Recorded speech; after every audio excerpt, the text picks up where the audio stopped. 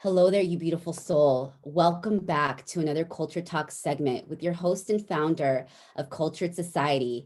My name is Rebecca Munoz. If you have not had the time to join us on these conversations, I invite you to take a look through the playlists that we have on this channel, where you will find multicultural conversations speaking about life experiences, culture, life philosophies, and everything else in between.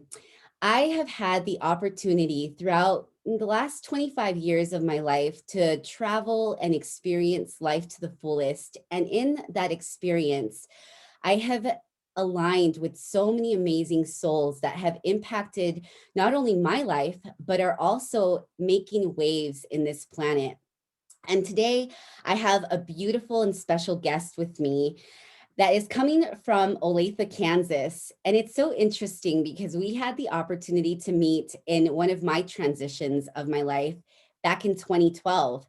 But it's also interesting because we were actually living in the same city during the same time, Chicago, Illinois. And we didn't even know each other at the time. We were going to the same school. We lived in a very similar neighborhood, and our paths just kind of crossed. And so it's amazing how the universe works, right? Because when people are meant to be a part of your life, it's always going to happen where you connect in phases where you never imagined. So today, I'd like to again invite you to join in these conversations with an open mind, because these conversations are conversations that need to be had and they need to be heard. And so Cultured Society is here to unite the colorful souls that walk through these doors.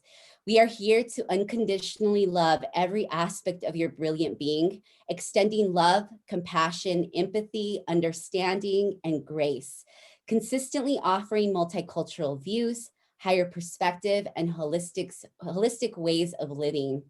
We are here to develop your mind through creativity and multidimensional ways of thinking, teaching you ways to be mindful and kind while you consistently lead through this life fearlessly, gifting you tools that will allow you to give and think freely, leaving you with no choice but to release everything that is limiting you from being a divine and abundant human being. So with this, I introduce the beautiful Ingrid Dyer.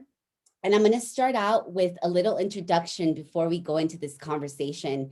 Ingrid is such a special soul. She's recently moved back to her hometown of Olathe, Kansas, after living in Miami, Florida for the last 6.5 years.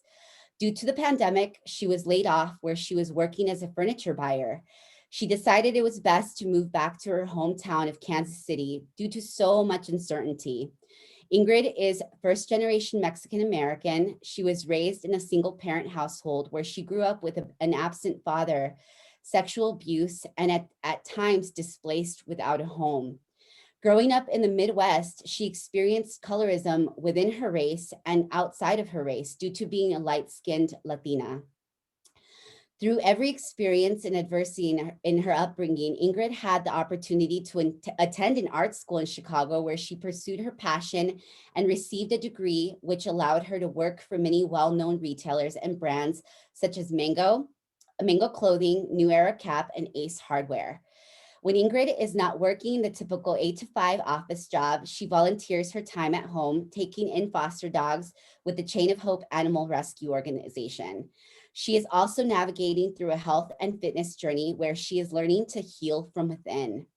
Now, almost a full year since Ingrid relocated back to her hometown, she literally finds herself in a radical 360-degree full circle moment, grateful at a second chance to reset her life and find her balance.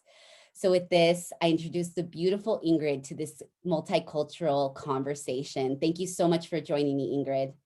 Oh, thank you so much for having me. I'm so excited to be here with you. And well, I feel like I have to tell you this in Spanish. I don't know why, but estoy tan orgullosa de ti. No nada más eres una amiga tan buena, pero eres como una hermana. Una hermana en Cristo, una hermana por las dos somos latinas, mexicanas.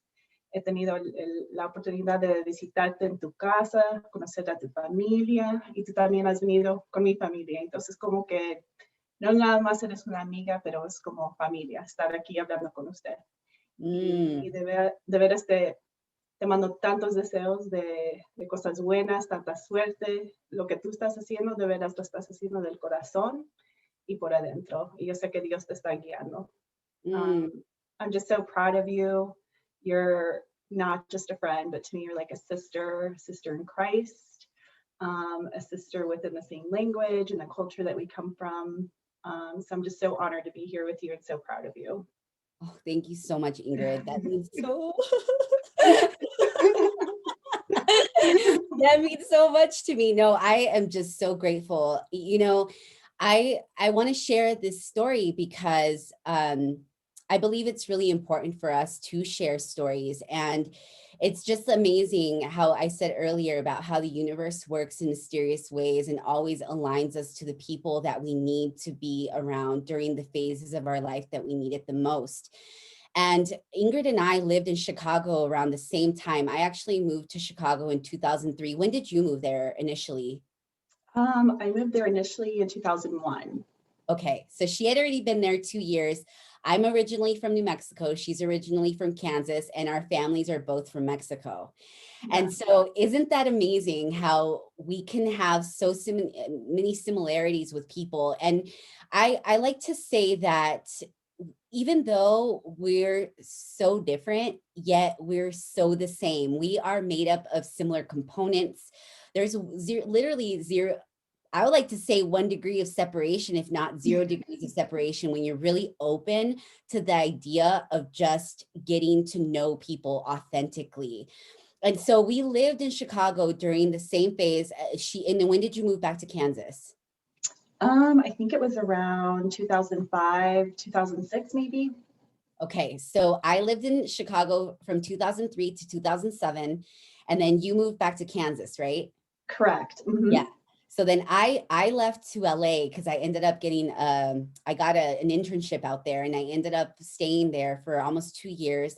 Then I transitioned back to New Mexico for a little bit, and then I moved back to Chicago in 2010. And in 2012, I was recruited by a company in Kansas. I had never been to Kansas. I didn't even know Ingrid lived in Kansas or was from there because, mind you, we maybe knew of each other, or we might have even gone to similar parties when we were in Chicago, but we never met. So when I was recruited by this company, I went blindsided, not knowing anybody, and just the manager that ended up recommended me for this job because he also went to the same art school that we all went to. And so I ended up relocating to Lawrence, Kansas, worked in Topeka. And if you're not familiar with Kansas, Kansas is it's a very different place. I mean, it's in the middle of the Midwest, right? And people that are from there typically are from there and never leave. And people that transplant go to KU or K-State just to go to college majority of the time, or to work. And so a lot of the people that I knew during the time that I moved there were either transplants or originally from there. So it was really difficult for me to make friends. And so a friend of ours was a mutual friend that we had on Facebook, was living in Japan. As a matter of fact, he's still living in Japan. And he ended up connecting us on Facebook. We ended up exchanging information, and she was the first person that ended up really embracing me and taking me in. I mean, it was, though I had a family away from family while I was living in Kansas, and we lived 45 minutes from each other because I lived in Lawrence and she lived in Olathe at the time. So it's about a 45-minute commute. But every weekend that I had available, I would go spend time with Ingrid. And it was such a blessing because I mean, her mom embraced me, her family embraced me. She, introduced me to a lot of her friends and a lot of what Kansas City has to offer. And if you have not had the opportunity to go to Kansas City, it is such an underrated place I mean, nobody really knows how amazing it is. Yeah, right? It's like a little like best kept secret, I like to say. Yeah. It is. It has one of the most amazing museums, the Nelson Atkins. It's actually one of the most well-known museums in the United States. And so that, and then, you know, the art scene, the music scene, it's a big foodie scene. I mean, there's just so much that Kansas City has to offer. And so I'm just really grateful, you know, that the universe really brought us together, because that is a divine alignment right there. So since 2012, we have stayed connected, even though you know, we've ended up going our separate ways. I ended up leaving Kansas in 2015, and you left in 2015, didn't you? Yeah, it was right, I think around that time I left for Miami. Miami. Yeah. So, and then, you know, she's had the opportunity to now visit me in New Mexico, where I currently reside. She's no longer in Miami. And it's just, we've made full circle, both of us. Our stories, even though they're very different, there's so much common ground that we have found within our stories that we have come to share with you today. So if you have not, again, been a part of these conversations, the questions are the same all across the board. So every panel of guests that I've brought on, I've asked the same questions, yet the conversation is so unique because every person is having their own experience. We all have different life philosophies, even religious views, worldviews. We are all living in kind of a different dimension of time, if you think about it. And so I just thought that it would be really interesting to bring these panel of guests together, very multicultural guests, because these people are coming from different walks of life, different parts of the world, different career paths, and just different life purposes. But yet we can come together today in these conversations and find common ground and just empathize and have compassion and so much unconditional love for each other while we converse in these fun conversations. So to get started, Ingrid, I want to ask you the very first question, and then we will just flow into this amazing conversation that is going to be so needed today. So what is your life's philosophy? Wow. So when first of all, again, thank you so much for having this, and not only for, you know, having me on here, but just doing this in general. I think what you're doing is amazing, and we really need more people like you with this kind of vision. So when you kind of asked me to be on one of your interviews or conversations, I guess, is you asked, you know, what's your life philosophy? And I was like, do I have a philosophy? Like, should I have a philosophy? Like, I really started to ask myself this, and you know, like so many companies and businesses, like we've worked for so many great, you know, corporate America, and all of them have like a company mantra or like a company vision or like a quote that they, you know, basically have their foundation of their company on. And and then I started to think about that, and I was like, wow, I should probably have something like that for myself as well. Um, and so I started to think about that, and I thought, well, you know, if I have a philosophy, you know, is that it? Do I only get one philosophy, or can it evolve? Can it change over time? You know, if I have one mantra for myself, is that it? And so I started to ask myself those things, and I think where I'm at today in this moment, through all the experiences that I've had, through all the moments that I've, you know, experienced living in different cities, like you talked about, all the different people that we've met. Um, well, I kind of came up with two. So I went from having no philosophies to now I think I have two. Um, so thank you for asking me this.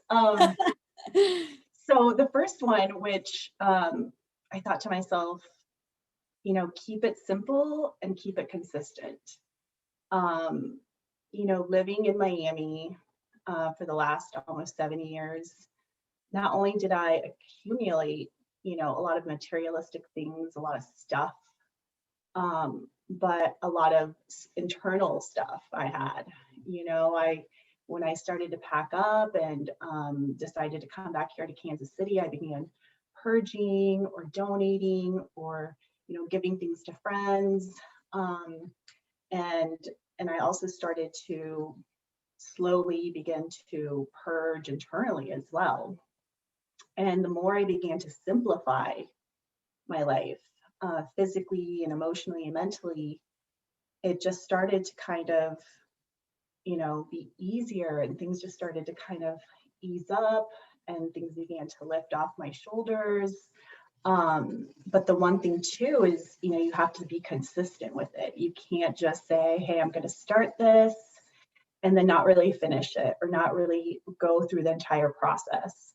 So for me, I think right now in this moment where I'm at is, to keep it simple and to keep it consistent, just so I can continue, onto whatever the next philosophy will be, onto whatever the next mantra will be.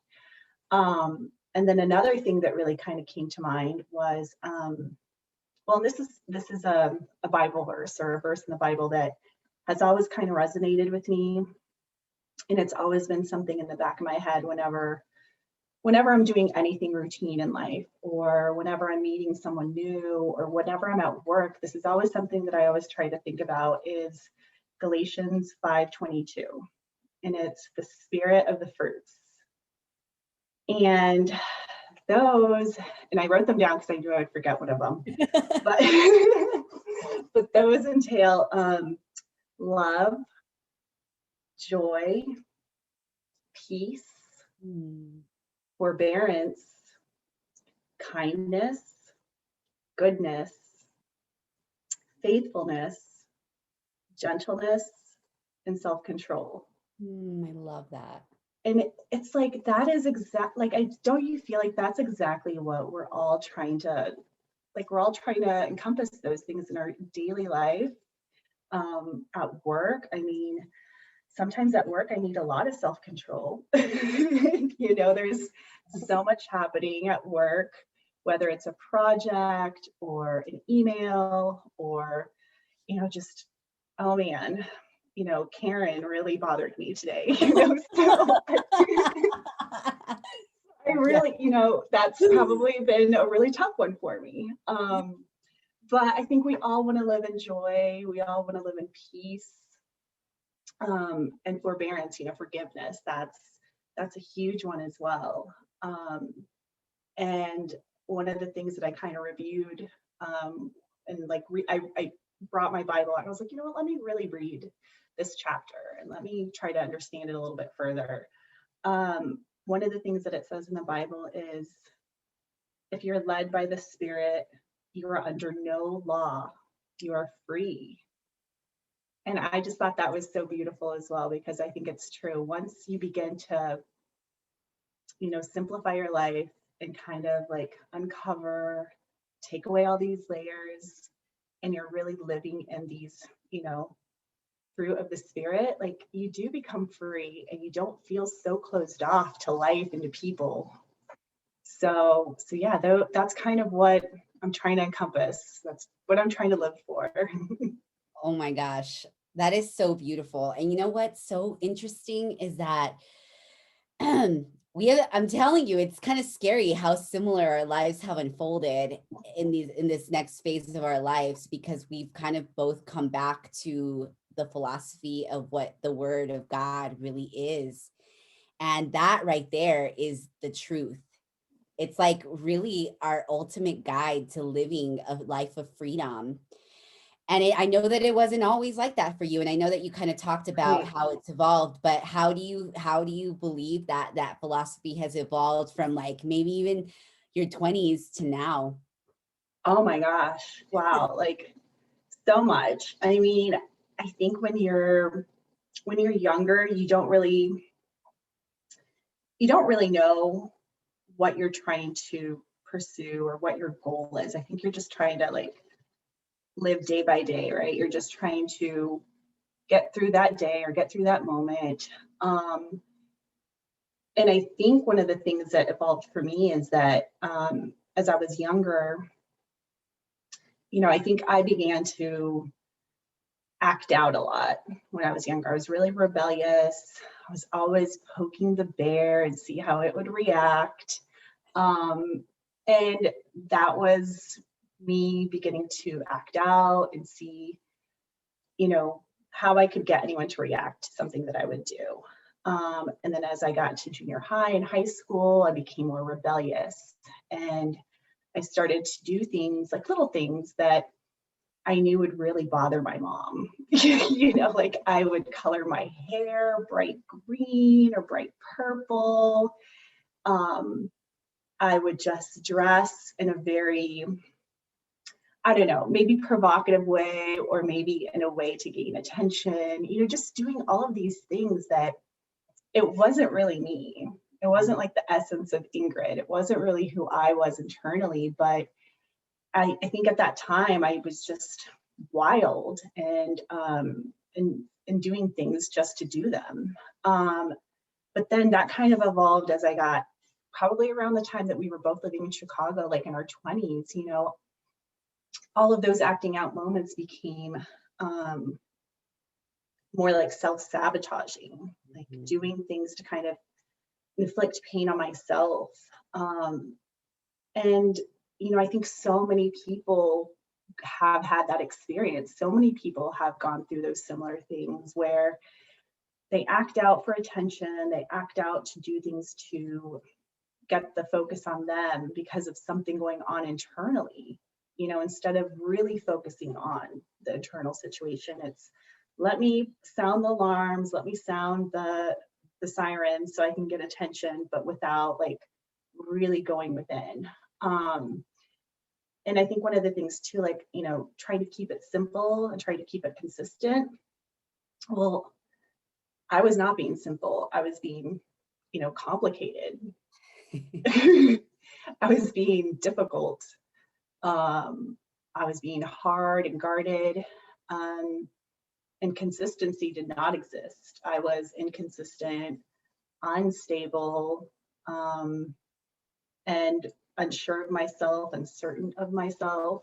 And, you know, so many people live through those things every day where they're just in chaos or in a situation where they might not be sure how to get out of. So they're just so used to living in those moments of unclarity or uncertainty or, you know, being complex or complicated. So, you know, over the time, yeah, my philosophy has definitely changed. And I think that's all changed within, you know, the phases that you go through in your life. And I'm just so grateful and honored that like my mom and my family, man, they saw me go through all of those phases, and they were consistent in loving me. They were, you know, always there as like the backbone to be supportive and to be understanding. They were just the most loving people, even though they saw me go through these phases and they knew that that's not really who Ingrid is, but we're going to continue to love her anyways. And so, yeah, over time, you know, I think you come out of it and you realize, okay, this is genuinely who I am. This is genuinely the way I want to live. This is how my philosophy of life should be. So yeah, through those experiences, you know, it's definitely evolved. Oh my gosh, it's so true. And it's amazing how the people that are meant to love you through those phases will always be there. And usually it's your parents, right? Your mom has stuck with you through all of the different phases of finding yourself, because we often take that journey for granted, because everybody is having their own human experience. And even as parents, oftentimes, I mean, you and I both don't have children. Fortunately, I've had an opportunity to work with a lot of children throughout the course of my career. And one of the things that I've realized is that we're not here to control anybody's life, especially as parents. Oftentimes, parents try to control the outcome of their children's lives without allowing them to really go through their own human experience. And it is a human experience, and you have to allow yourself to experience and experiment sometimes through the good and the bad. And that's the only way that you're really going to find what your life purpose is, what you're going to be, even find yourself in who you are as a person. Because, you know, we live in a very confined society, and everybody's trying to do what everybody else is doing, or we just do the same thing over and over and over and over again, and we never really allow ourselves to get outside of that routine. And so you're very fortunate, and I like to say that I'm very fortunate because we've given ourselves the opportunity to go out and explore and try these things. And now that we're in our 30s, we really know ourselves, like we're really secure in who we are because we did all the things. Yeah. We did all the things. And now we have a very strong sense of who we are as individuals, as well as the people that really have our best interest at heart. And with that being said, how has your circle of, or your upbringing and circle of influence impacted the way that you live and think today? Wow. So this was for me like a very loaded question, but like with a very loaded answer too, I think. Yeah, like you and I both have very similar upbringings, and being, you know, first generation, you know, Mexican American, or you know, having parents from a different country, immigrating from Mexico. And so for us, it's, you know, not that we had it, I mean, we did have it different. Our struggles were probably different than, you know, families that had lived here generationally, for sure. But yeah, when you posed this question, I really, like, this really impacted me, because, you know, coming from Mexico to the Midwest I know. is so different. I mean, you experienced it when you came to live here. It's a wonderful place to grow up. The people here are very warm and very kind, but there is not a lot of diversity. Yeah. Um, it's very, you know, white American, and the diversity that there is, whether you're Black or you're Hispanic or you're, you know, South American or Asian, everyone kind of sticks to their group. It's very segregated in that way. Um, and so it was a different experience for sure growing up here. Um, I think too, you know, over the past year or so, this has been the question that I've kind of been asking myself. So when you asked me this, I was like, oh my gosh, this is exactly what I've been kind of, you know, asking myself. How has my upbringing really impacted me? And I think everyone can attain to that. You know, everyone's upbringing really impacts the way they become as, you know, a young adult, as they become an adult, as they choose their career, you know, their families, how they begin to teach their families because of the way they were brought up. So for me, you know, being in a single parent home, being brought up with an immigrant mother that, you know, she spoke the language, but maybe not well. You know, a father that was not around. You know, there was a lot of stress and tension. You know, as you mentioned, I was sexually abused growing up.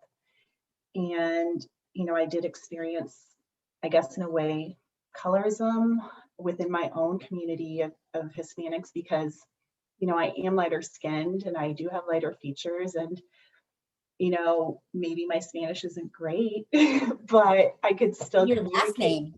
You're like, I didn't even know you were Mexican when I first met you.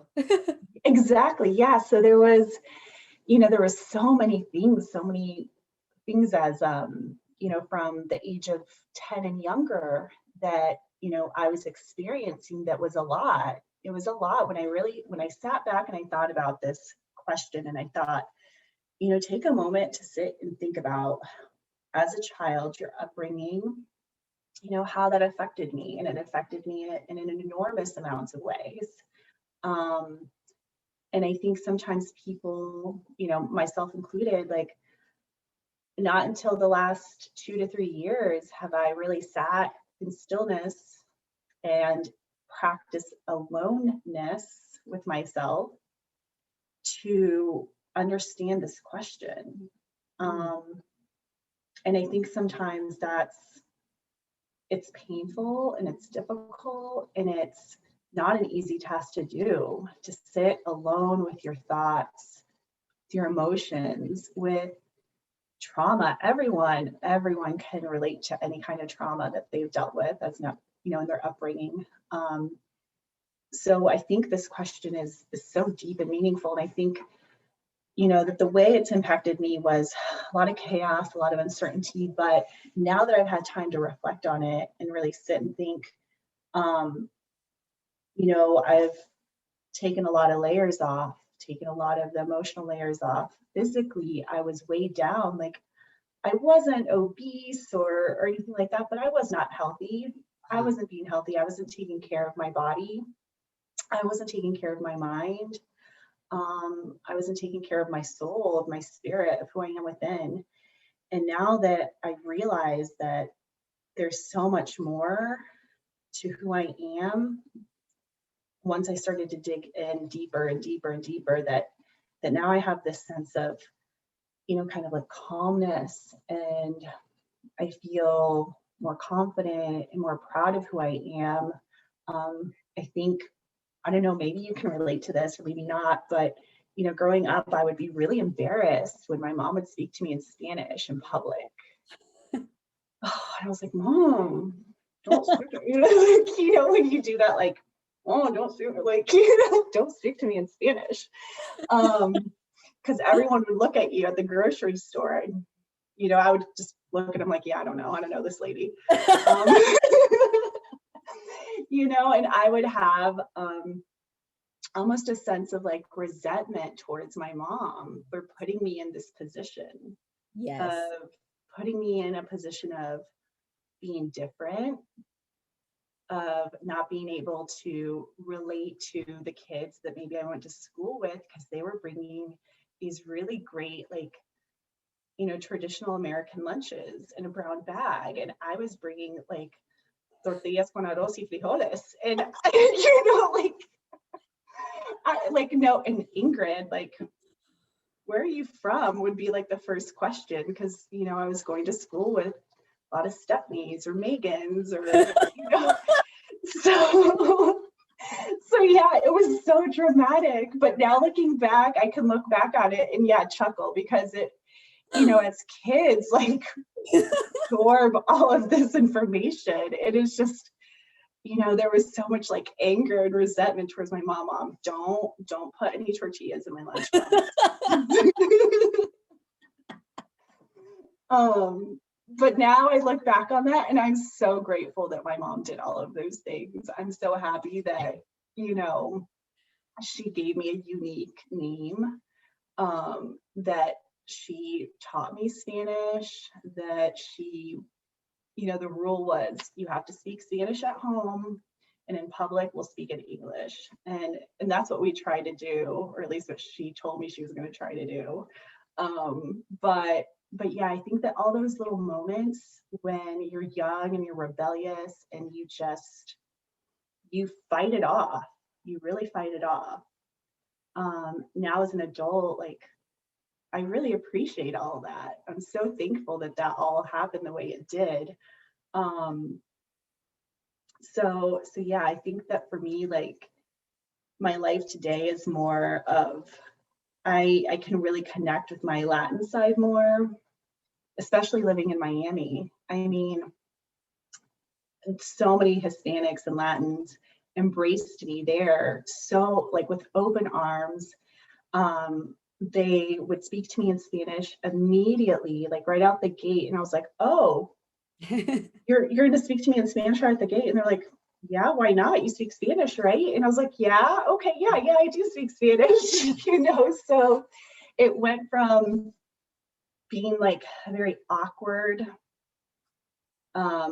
immigrant, not fitting in, to going to a city where everyone spoke Spanish. Everyone had a different type of cuisine or meal on the plate, you know, to be fully embraced. And I think that the time I spent in Miami was kind of like almost making up for the time of my upbringing, where I didn't have that sense of community within, like, even though Cuban and Colombian and Dominican is different, they have different cultures and different traditions than Mexicans, but we speak the same language. There's that same sense of community with family, and religion as well, you know. So it kind of made up for all those times that I felt displaced.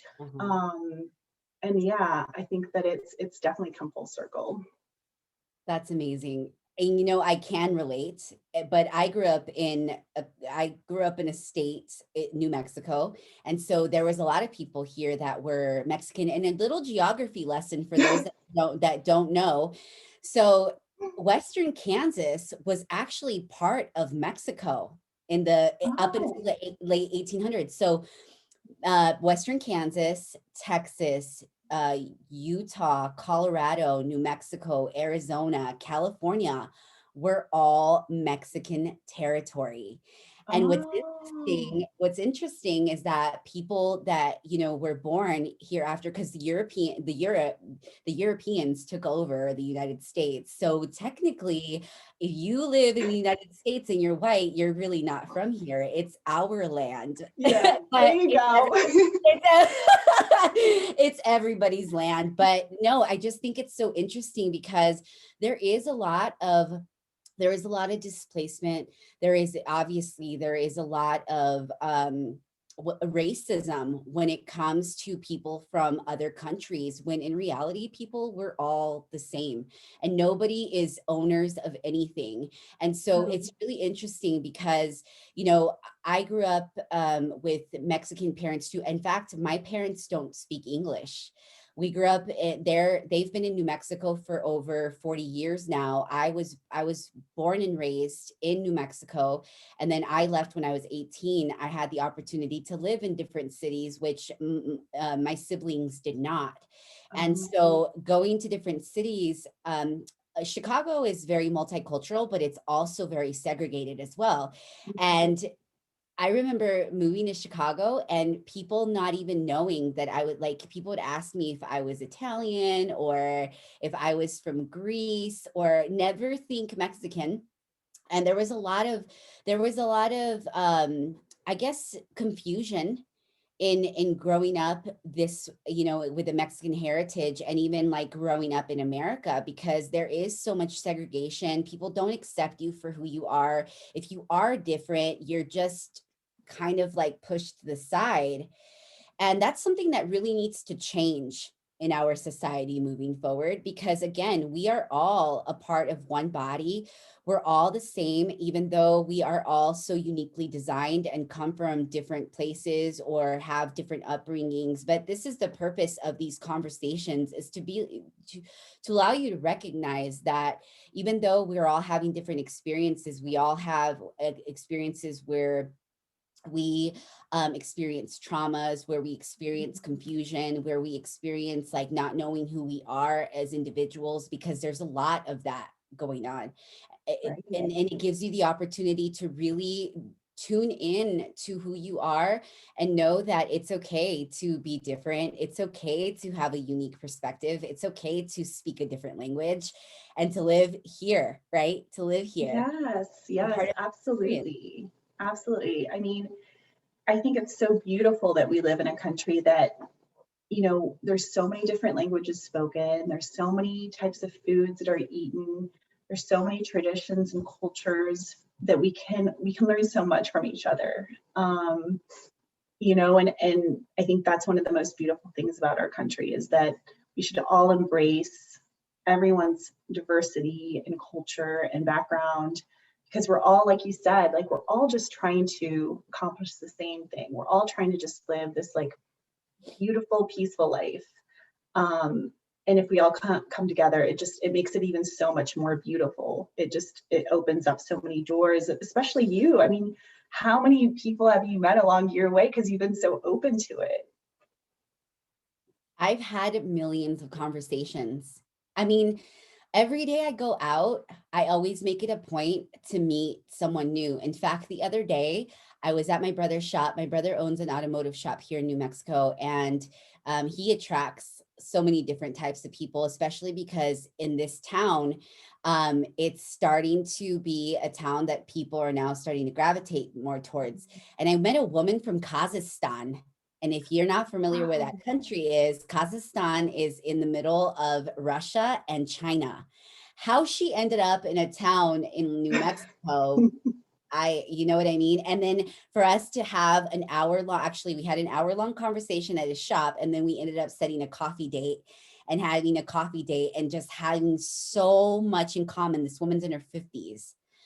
And it's Wow. like, you know what I mean? Like you can find common ground with anyone. You just have to have the open mind to be able to just, well, one, open your mouth and, ask questions, talk to people, be open, because you just never know. Like I'm just so grateful for the connection that I've had with Ingrid, because if Devon hadn't, connected us, and he's living in Japan now, we wouldn't be having this conversation today. So that is definitely the power of influence right there too. So Yeah, um, absolutely. going into lines of work, because I know that you think that just because you work at 8 to 5 that you don't have an impact, but you have also had so much experience and layers upon layers and dimensions of experience that, you're not just your 8 to 5 job. Like you're so much more than that. So do you believe that your line of work infects our society with positivity? Wow. Yes, absolutely. I do believe that, my line of work infects our society with positivity. And I don't know if it's necessarily like you said, just like my 8 to 5 job that makes me who I am, because it's not, it's what I do. Um, and I think one of the things that I've learned is that, you know, even though I have this job and I have tasks and responsibilities to do, one of the things that I think it's taught me more, especially recently, is how you carry yourself through those responsibilities and tasks that you have to do.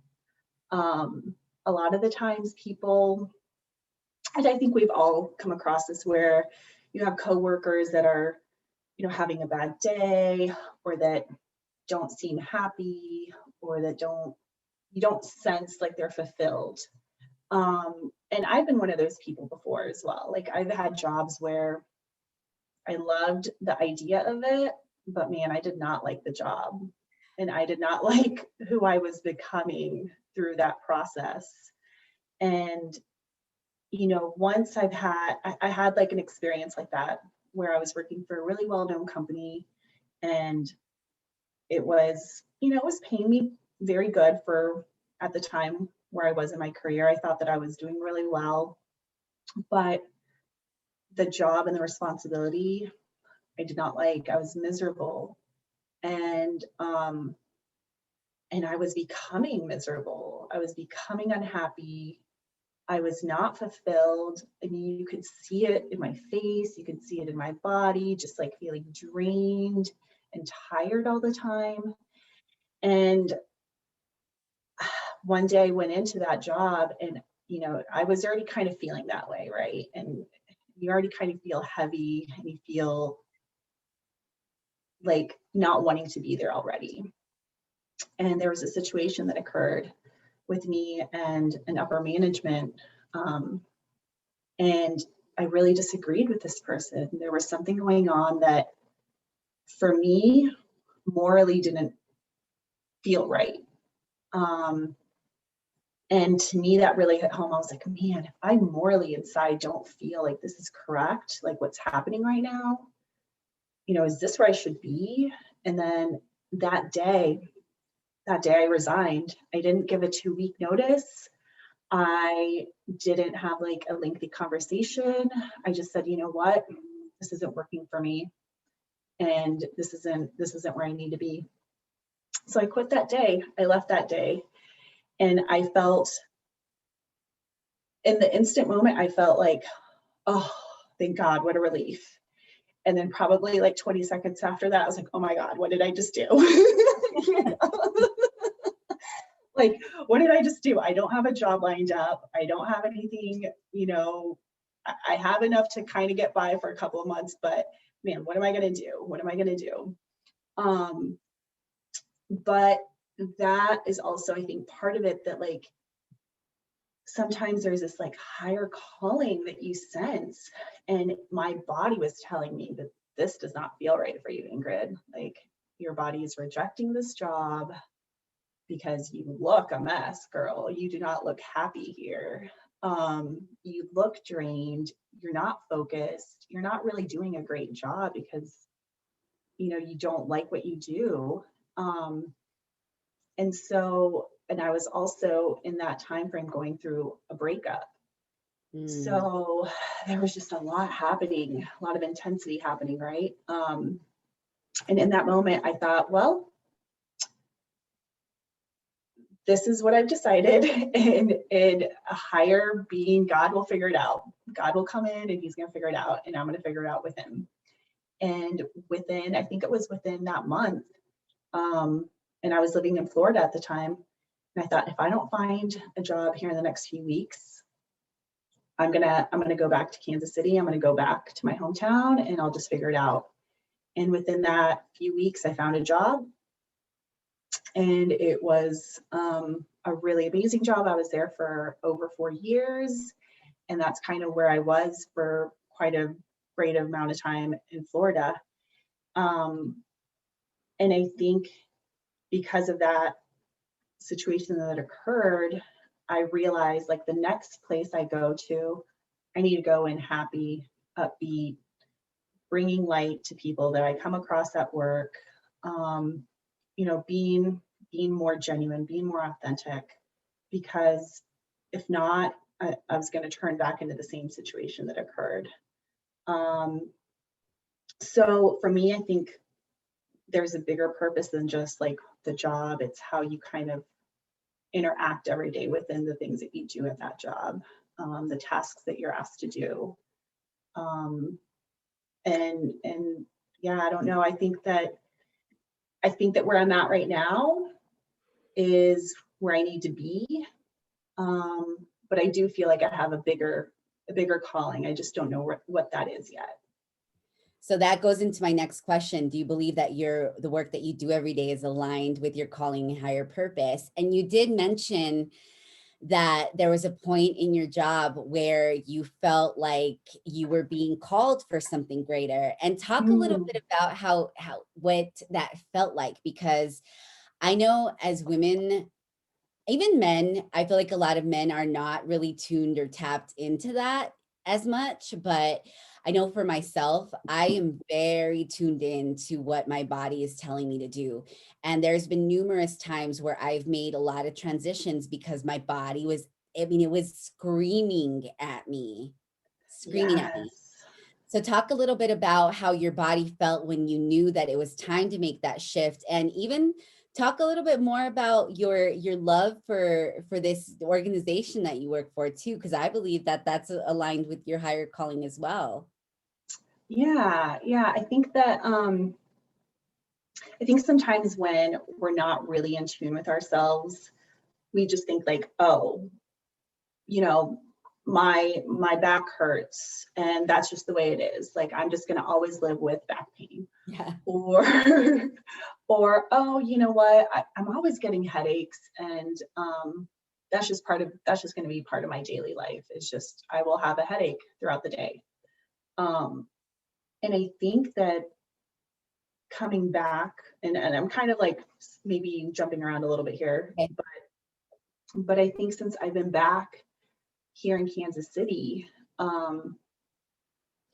feeling secure within my family and in my home with my mom, and really taking time to be still and listen to myself, I've realized so much internally and externally about myself.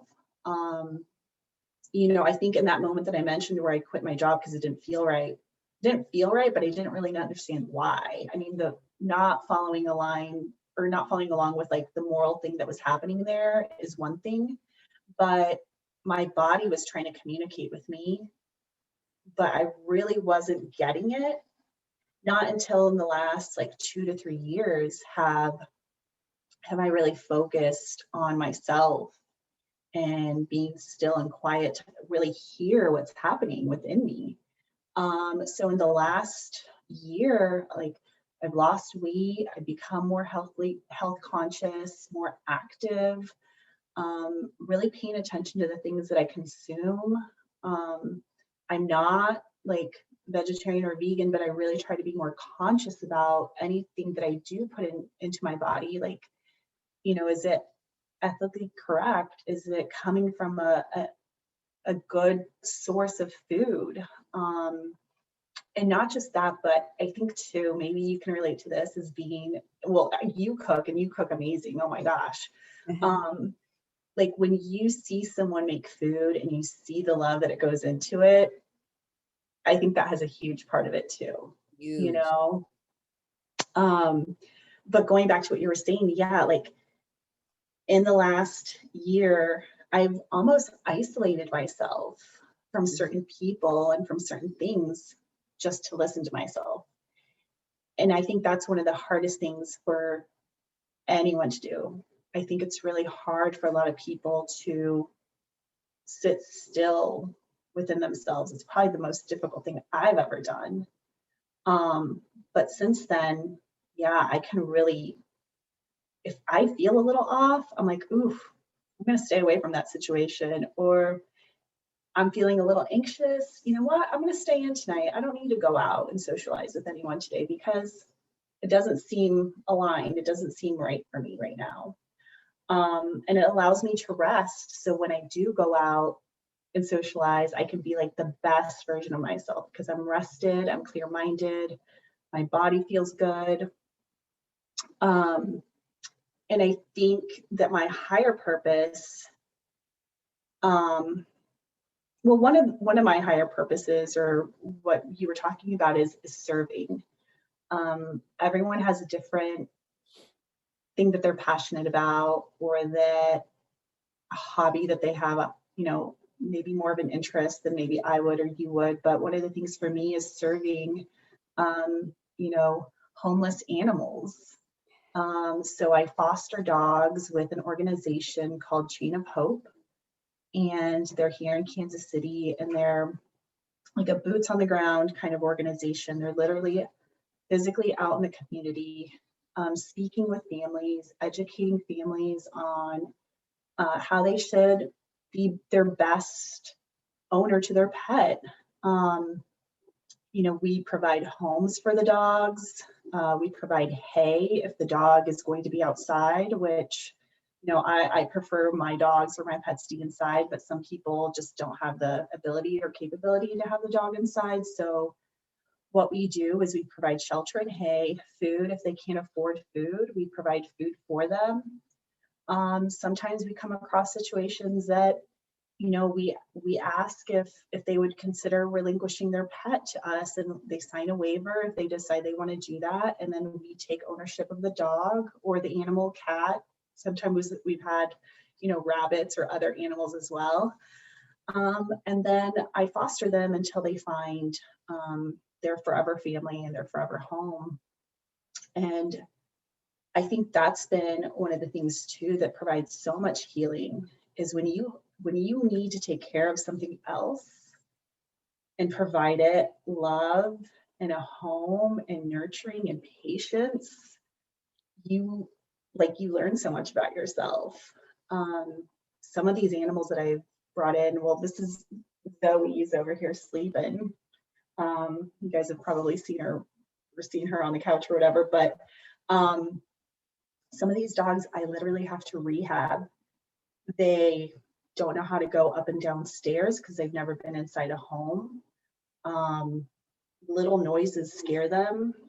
The other day I was opening a soda can, and one of the foster dogs freaked out because the sound of a can opening was a little bit startling for her.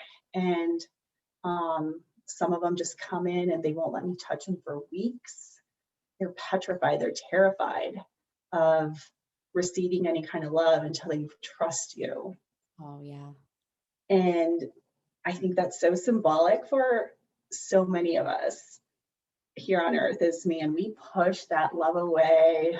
We're hard, or have this hard exterior. We snap at people, we bark at people, we don't want to receive any love until we can trust you, or until we're willing to love ourselves, you know? And I think that's just like, I mean, that's so symbolic. That's exactly how we are as humans. And it's so interesting how animals show us that every day. They show us, you know, I will learn to trust you, but you have to give me a reason to. And I think that's the way we are as well. So yeah, that's definitely one of the things that I've done over the years. I didn't volunteer in Miami really that much, but when I lived here in Kansas City before, when you and I knew each other, that was something that I was doing. And it definitely is very rewarding. I mean, I cry like a baby when they leave.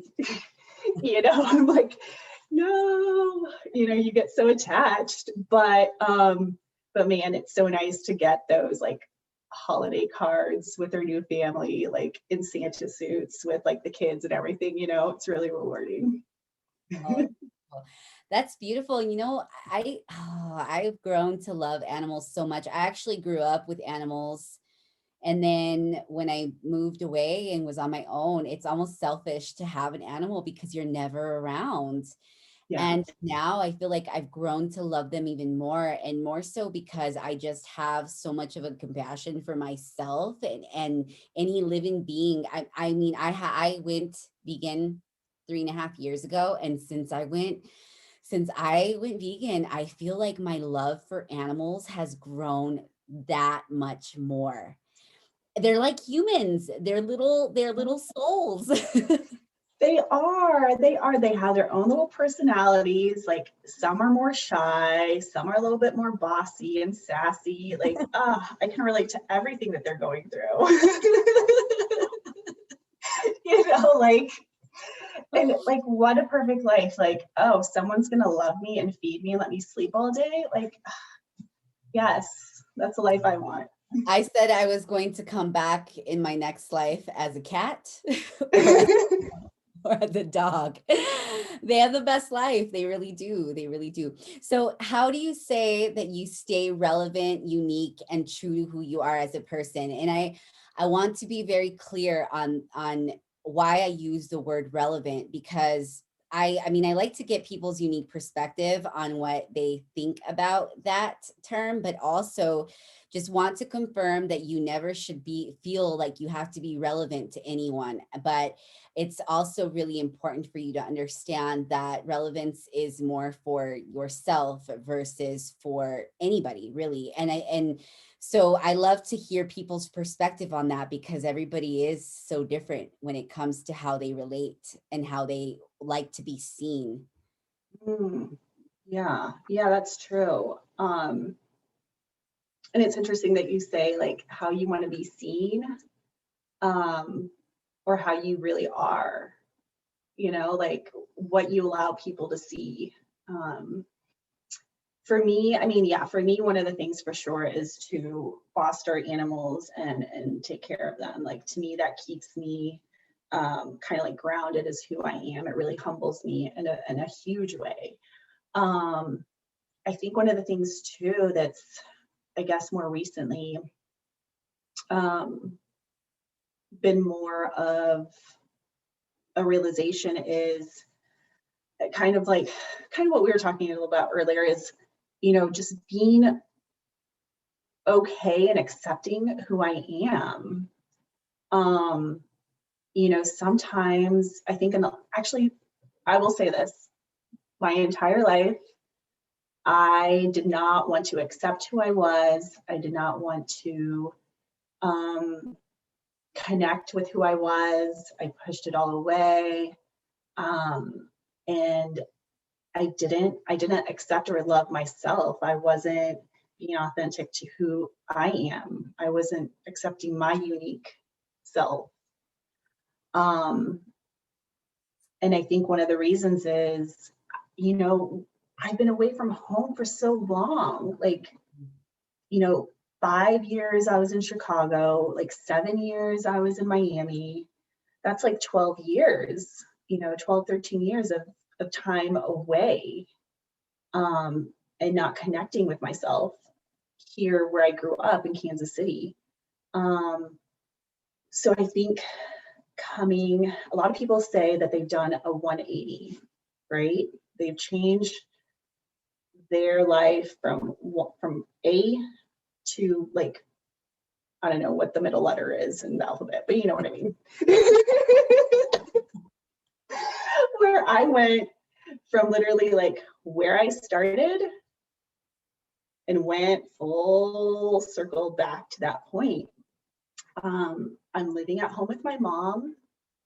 I'm in my 30s and I'm okay with that. Like, we've both been so independent. So many people are out there being independent, experiencing life, going through all these great memories and situations, and that's what you should be doing. I'm so happy I did that.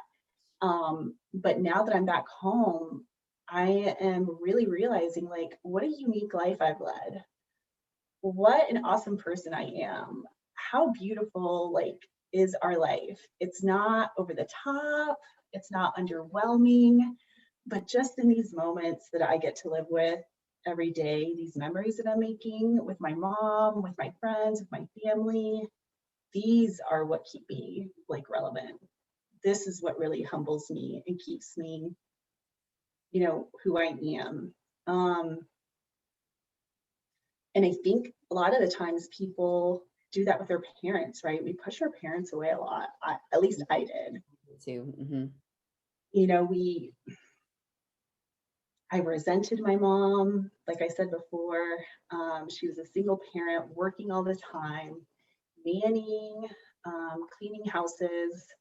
And I had to go with her and I had to do all these things with her. There was a time where we didn't have a home to call our own. God bless the people that brought us into their home. We had a really great church community where families would say, hey, I have a spare room. You're more than welcome to stay there for a couple of months if you want, you know, for either rent free or very little. So we would move around from place to place. You know, and one topic, and it's kind of jumping all over the place with you, Rebecca. I'm sorry, but Oh, this is great. These are such great questions. Like, I feel like, you know, you just can't answer them in one clear way. But I think that not until recently have I really accepted the traumas and the situations that I've endured. And I've cried about it for months. I've journaled about it.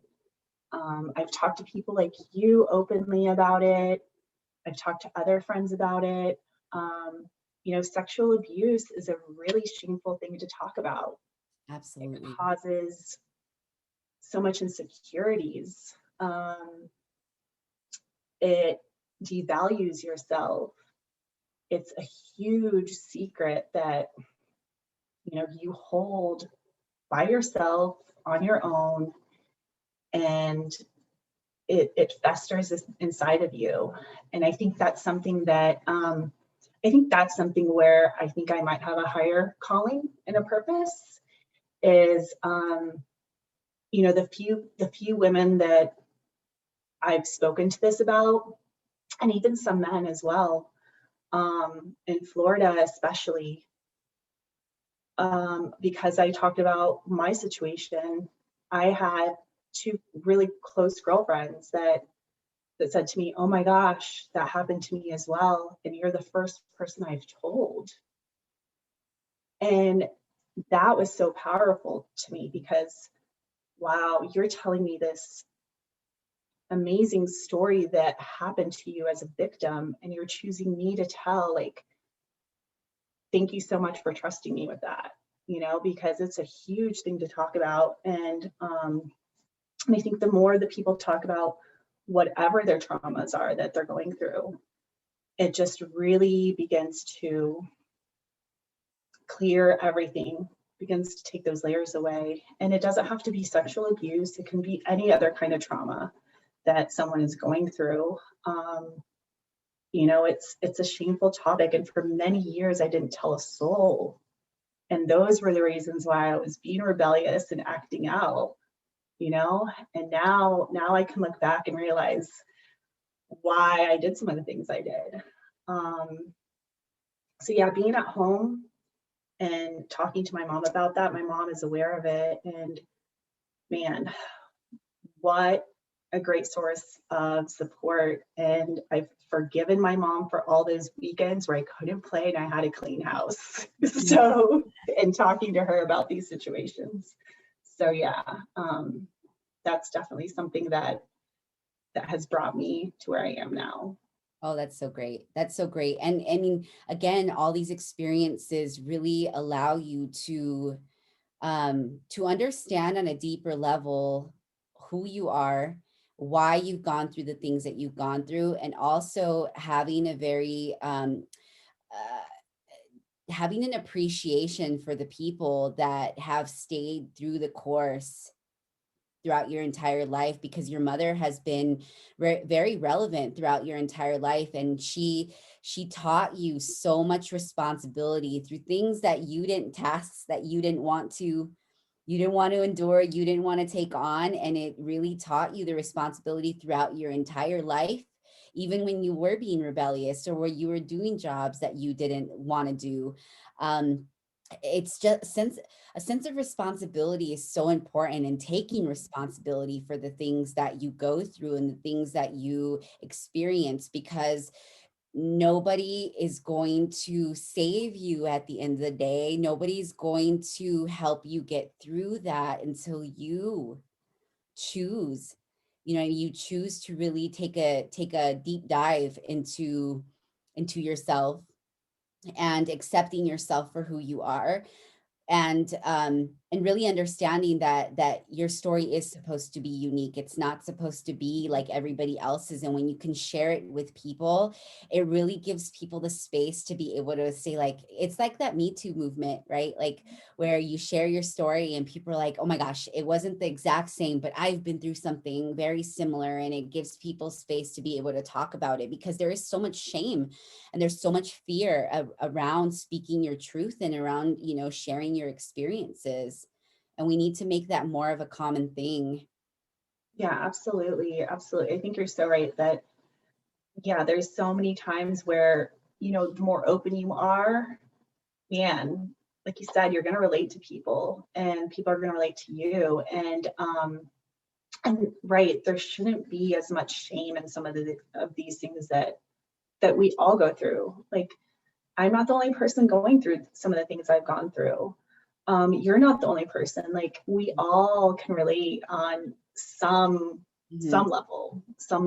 And yeah, I don't have as much shame talking about it now.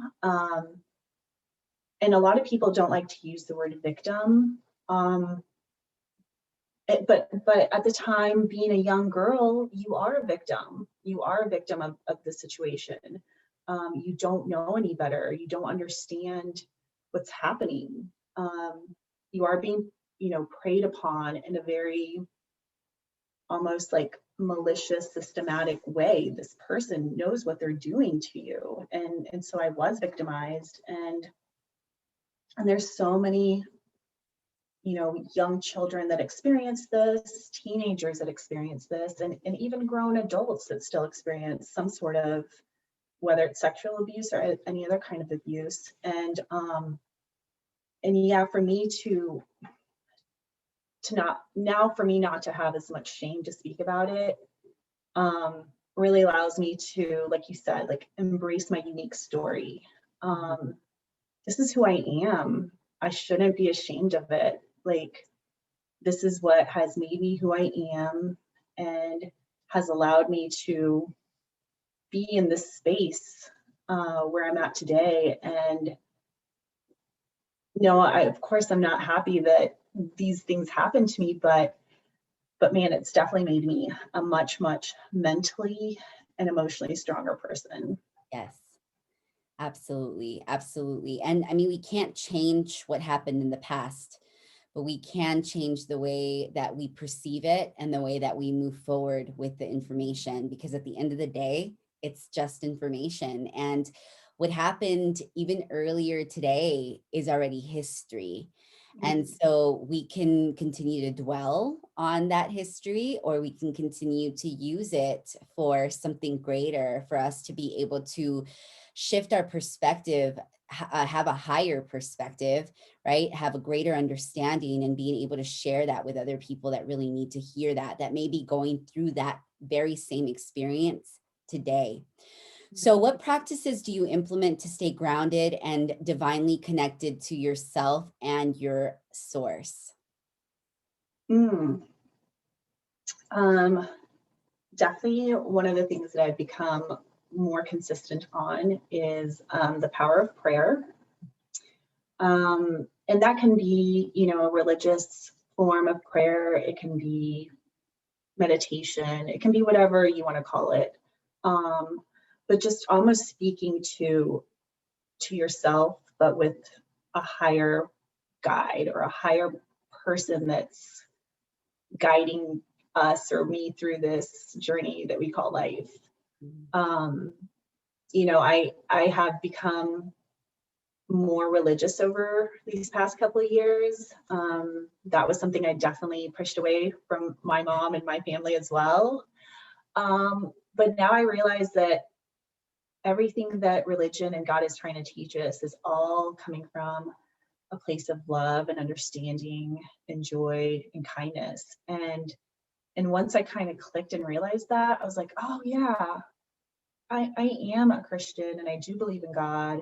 And I can still have this like spiritual awakening with doing other activities like, exercise. Like to me, that's a form of being grounded. Like to me, that releases something within me, sweating and jogging and getting like down and dirty. Like that releases toxins within me. Doing yoga. I'll do yoga at home. I'll just like do YouTube, whatever yoga meditation that I find. And that really helps balance me. Like I feel like yoga balances me in a way that I never knew it could. Um, and, you know, just spending time with family. That's something that's really begun to ground me is, I couldn't have asked for a more supportive, loving family. And I think that no matter what, like they're always going to tell you the truth. And I think in Hispanic culture, I don't know, I'm sure many cultures, but like, man, Hispanic moms, they will tell you, and they will tell you in a very like firm, direct way, but it's coming from a loving place. Sure. And so I think just some of the simple things is really what keeps me grounded. Um, it doesn't have to be anything too extreme.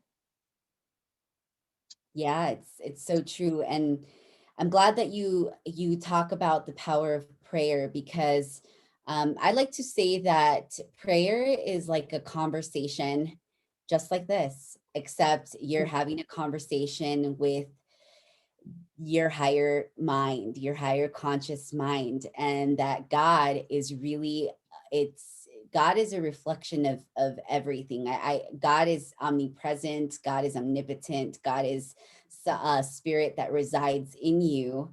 And so when you pray, when you take the time to pray, it's like you are just having a conversation with a friend that can give you the response through the way that your body feels through when you meditate. So meditation and prayer, two different things. Meditation is when you, and it can also look very different too, because oftentimes people think that you have to have this like sacred space and that you're just like, you know what I mean? Like, no, meditation can be in a lot of different forms, but it's mostly just having the opportunity to sit still and to Mhm. listen.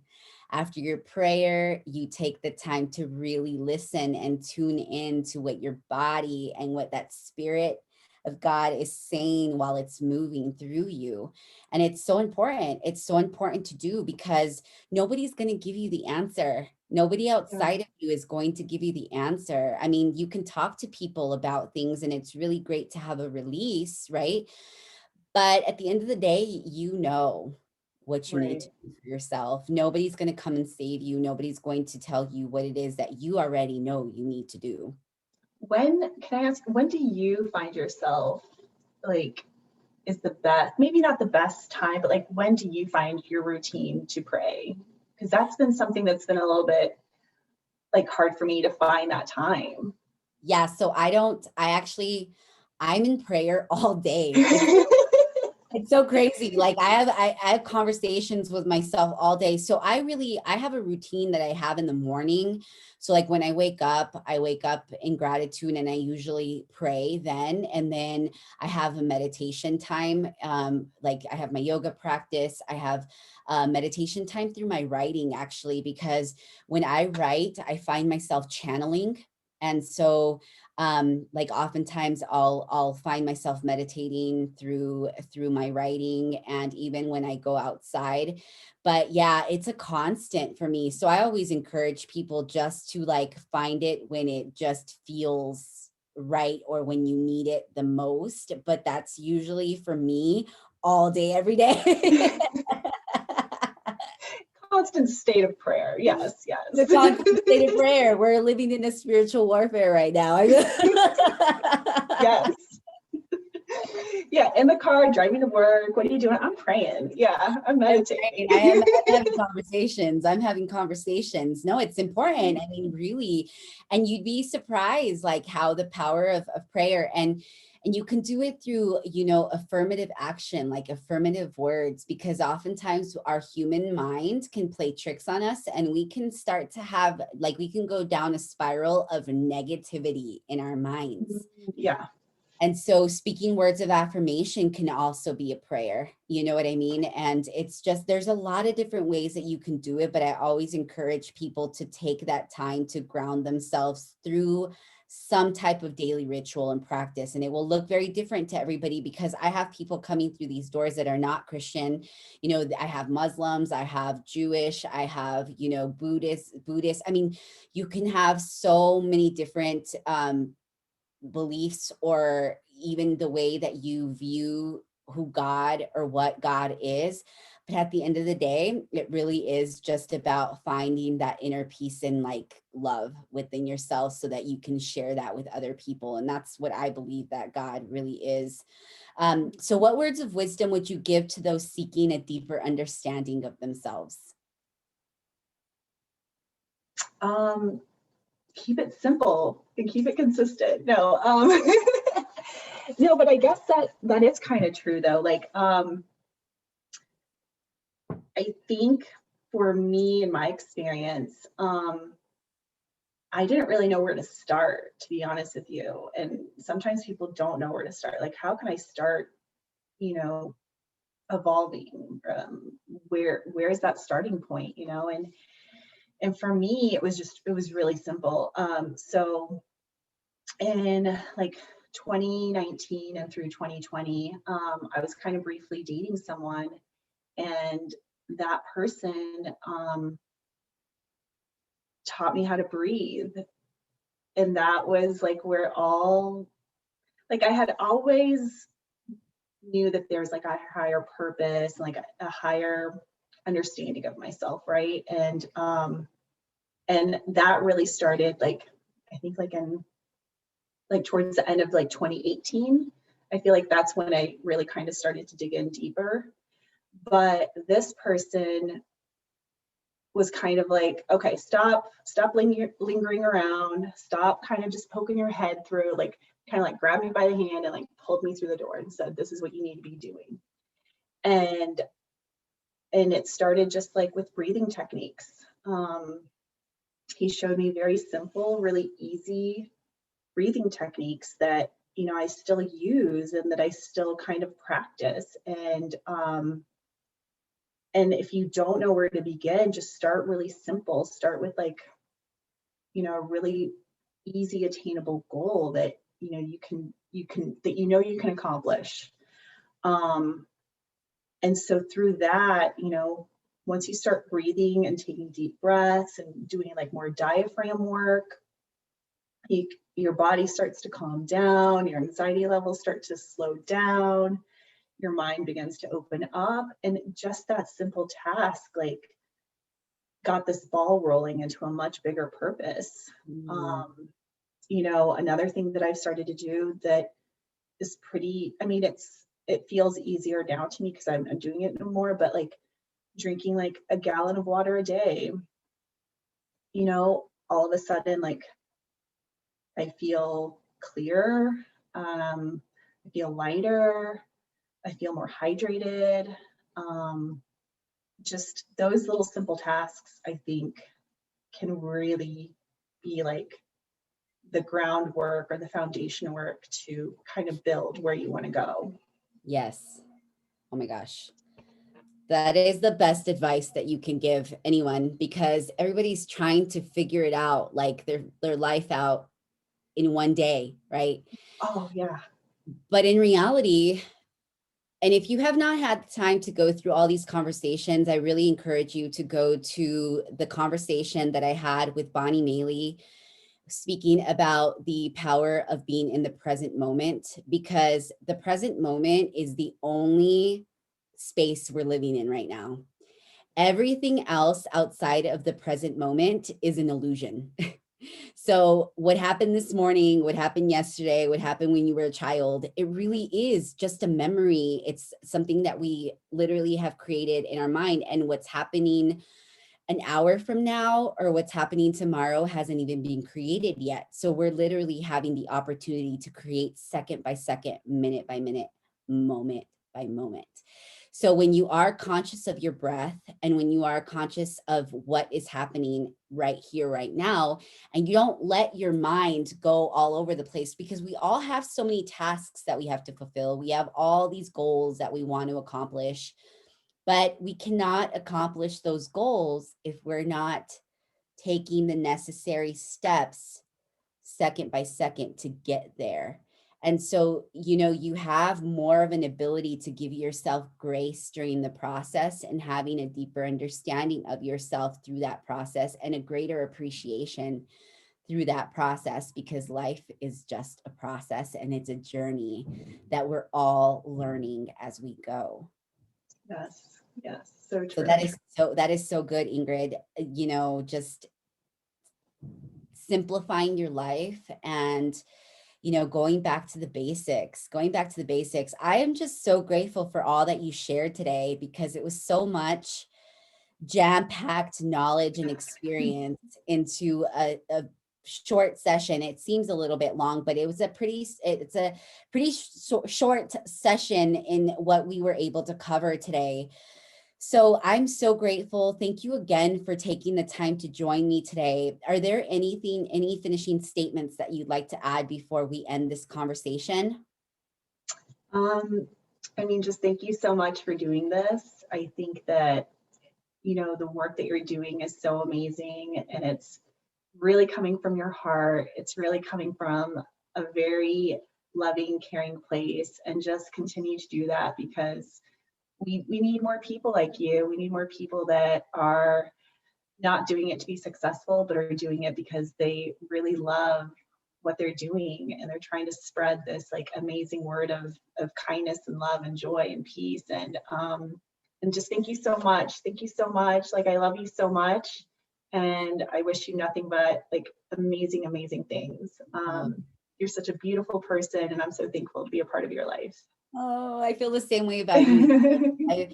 I'm just so grateful that God really gave us the opportunity to be in each other's lives, to get to know each other, to live life together during the seasons that we did, because I've seen this woman evolve. I think you're at the core of who you are. You've always been a wonderful and unique individual, but just seeing the evolution of you has been such a just inspiring and such a blessing. And just to see the strength and the resilience that you have really goes such a long way. And even though you may not realize that you are inspiring people, you're doing it just by being who you are. And so I'm really grateful to know you. So thank you so much to every person who has taken the time to join us on these conversations. Continue to like, subscribe, share these stories, because again, they're so needed and they're very unique to what we've got going on in this world today. So more people need to hear these messages of love. So with this, I leave you, I thank you, and I'm sending you so much light and divine purpose today and any day moving forward. We will see you soon. Peace.